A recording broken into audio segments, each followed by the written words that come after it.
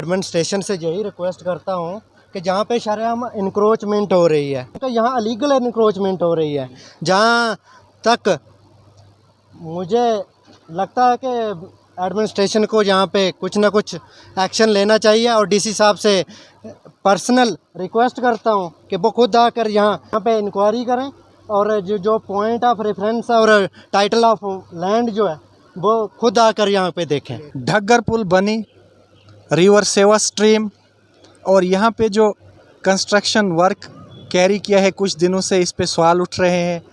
हमें भी कई लोगों ने कांटेक्ट किया, तो आज यहाँ के नायब सरपंच बनी हैं और यहाँ के इनहेबिटेंट्स हैं, एडवोकेट हैं, अमित जी हैं, सुरेंद्र हैं और राधे जी हैं पंडित। नायब सरपंच साहब, क्या बताना चाहेंगे आप इसको लेकर?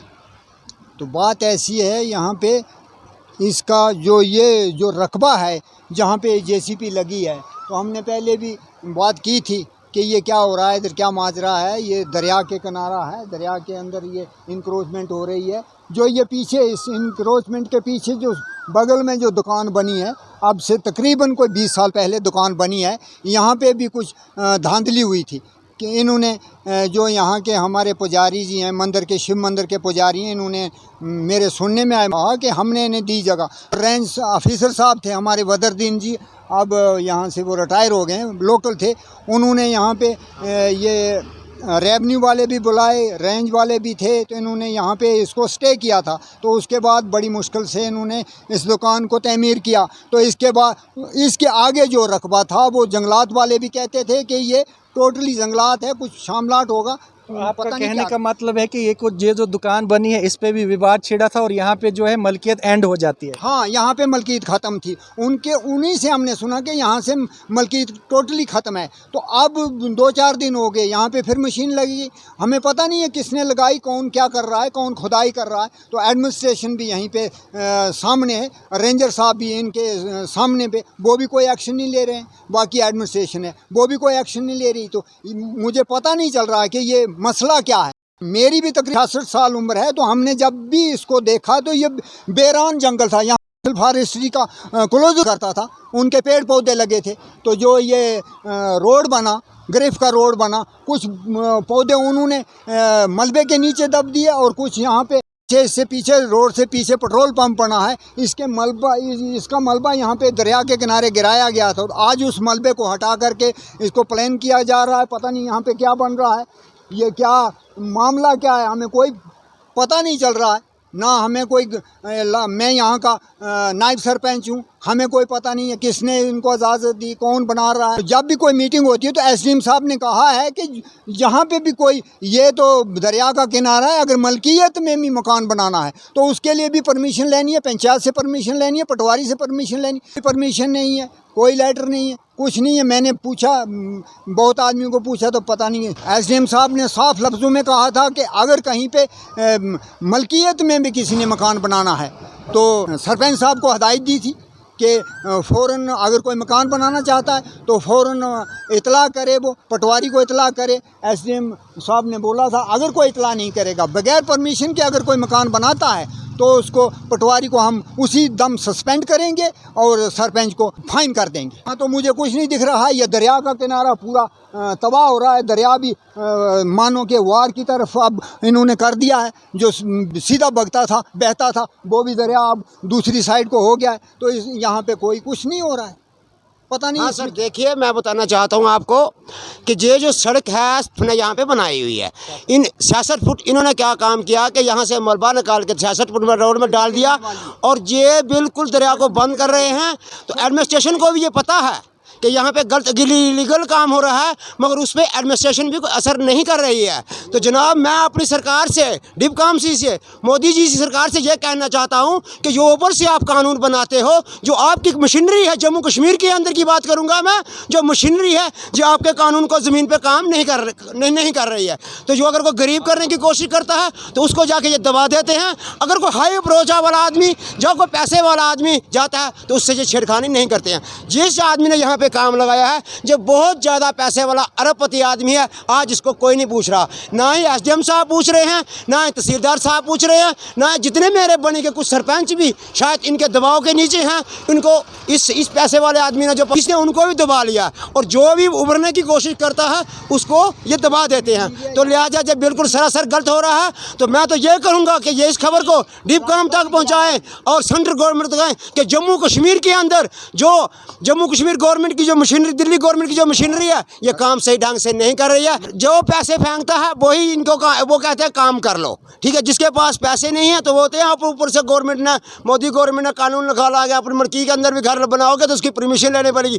मगर किसी जब जंगलात में, किसी नाले में जब कोई काम करता है, जब इनको कोई पैसा फेंक देता है तो ये काम आम शरह में करने देते हैं। कुछ दिन पहले बस स्टैंड पे मकान के ऊपर एक मकान बन रहा था, वहाँ पे पटवारी आया, उसने कहा इस काम को बंद करो। मैंने कहा सर क्यों? बोला इलीगल है। मैं सर पहले से, आज से 30 साल पहले नीचे ऊपर मकान बना हुआ, क्या ये इसके ऊपर लेंटर नहीं, छत नहीं डाल सकता? बोलता सरपंच की रिपोर्ट लगाओ। महाजनाब आपको नहीं दिखाई दे रहा? तहसीलदार साहब मुझे तंग करते हैं। मैं तहसीलदार साहब को मौके पे लाओ कि इनके लोगों को पूछो कि कितने साल पहले का ये मकान बना हुआ, उसके ऊपर ये अपनी छत क्या नहीं डाल सकता? वो एक मकान के ऊपर छत नहीं डाल सकता है, मगर शरेआम नाले के अंदर मशीनें लगी हुई हैं, यहाँ कोई नहीं देख रहा। जी एसडीएम साहब का भी रास्ता है, जो तहसीलदार साहब का भी रास्ता है। एडमिनिस्ट्रेशन खुद अपनी नज़र से देखते हुए भी अपनी नज़रों को बंद कर रही है। शर्म करता हूँ इस किस्म की एडमिनिस्ट्रेशन को।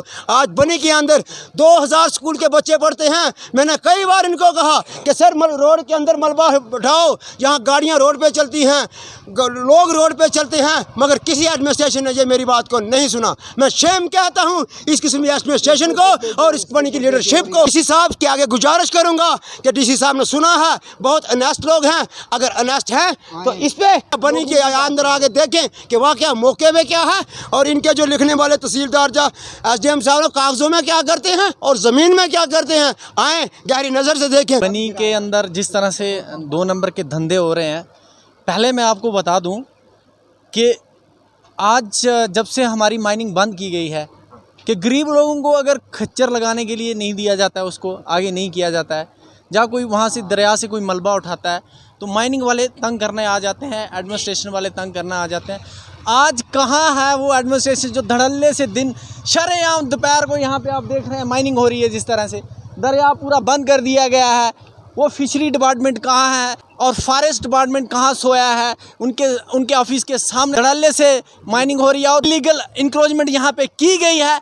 दूसरा, यहाँ पे जो डीपीआर होती है ना, डीपीआर, मैं यह कहना चाहूँगा जो वो हमें प्रोवाइड की जाए, और जो इन लोगों के क्लेम बना हुआ है, मौजे बने हुए हैं, वो भी दिखाया जाए कि किस किस को कितना बना हुआ है। तब जाके ऐसे ये इलीगल इंक्रोचमेंट बनी के अंदर हो रही है, हुई भी है बहुत सारी। मैं कहता हूँ ना जाने वो कौन सी सरकार हमारी कब आएगी जब ये ऐसे लोगों के ऊपर बुलडोजर फिरेगा। मैं भी चाहता हूँ शायद अगर भगवान न करे हमें मौका दिया जाए तो मैं कहता हूँ मैं बुलडोजर फेरने में 1 मिनट नहीं लगाऊंगा।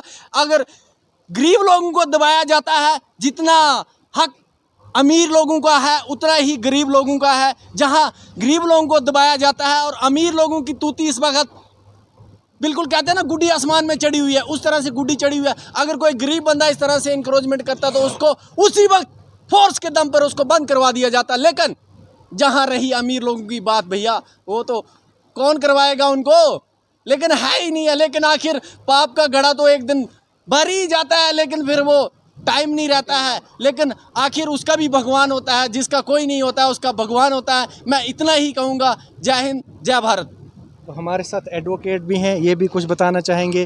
कानून का पालन करते हैं और लोगों को लीगल एड देते हैं, तो इन्होंने भी ये सोच समझ के स्टेप लिया है। सर वेलकम है। Thank you. सबसे पहले तो मैं आपका धन्यवाद करना चाहूँगा कि आपने वो कवर करने का आपने इनिशिएटिव लिया। तो इलीगल इंक्रोचमेंट जो है यहाँ पे पहली बार नहीं है, पहली दफ़ा नहीं है।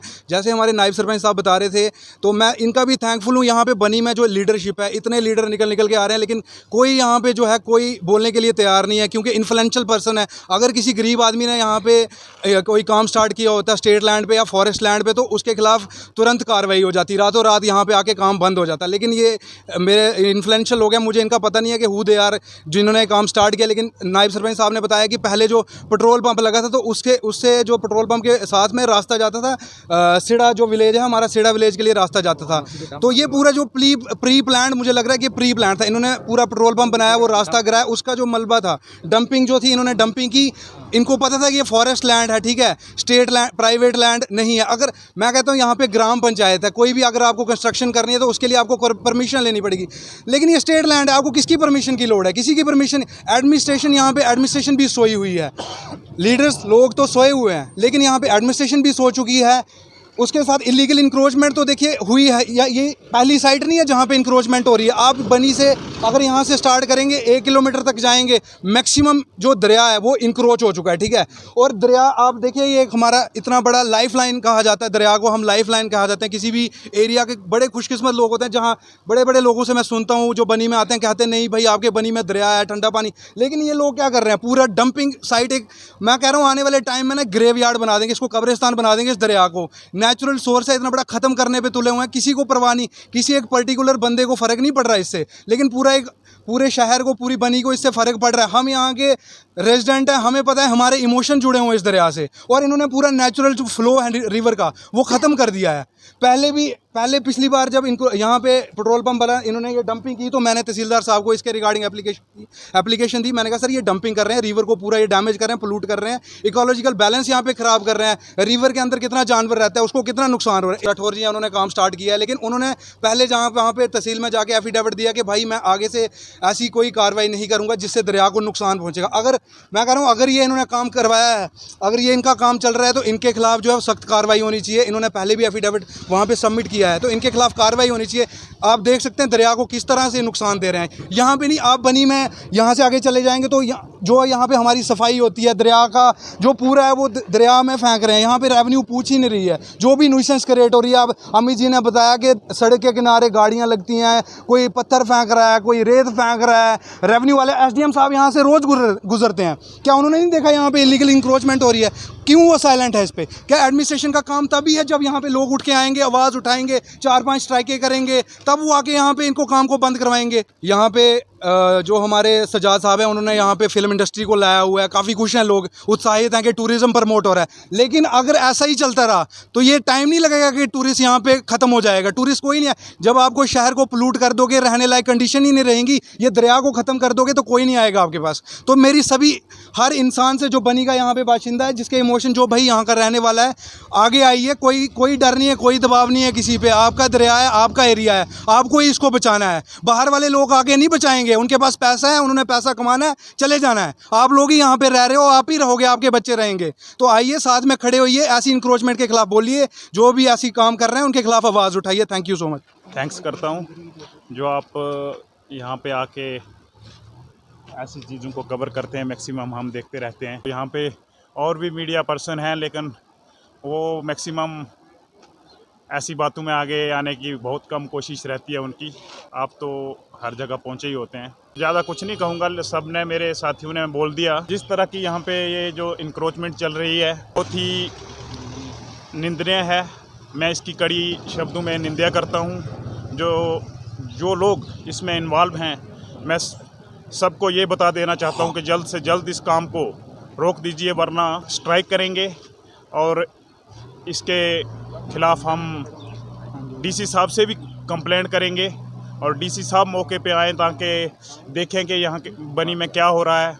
यहाँ पे मैक्सिमम हमारी एडमिनिस्ट्रेशन जो है उनका आना जाना है, हमारे जो लीडरशिप है उनका आना जाना है, वो देखते हैं भली भांति, लेकिन आज कोई भी बोलता नहीं है। सब अब सोए हुए हैं। मुझे नहीं पता कि कहाँ सोए हुए हैं। अगर इन मामलों में वो आज आके बात नहीं कर सकते तो वो कहाँ बात करेंगे? वोट मांगने आएंगे तो सबके घर घर जाएंगे, लेकिन ऐसे कामों में वो कभी आगे नहीं आते हैं। और फिर जब कोई बात करता है तो कहते हैं कि हमारी बेइज्जती करते हैं, हमें टारगेट करते हैं। जनता को भी जागना चाहिए और इसका मुकाबला करना चाहिए ताकि ऐसे ऐसे कामों को बंद कर सके। एडमिनिस्ट्रेशन से, डिस्ट्रिक्ट एडमिनिस्ट्रेशन से भी रिक्वेस्ट करूंगा कि इन पे एक्शन होना चाहिए। जो इस तरह के इंक्रोचर हैं, जो इंक्रोच कर रहे हैं ऐसी लैंड्स को, और इन पे एक्शन होना चाहिए।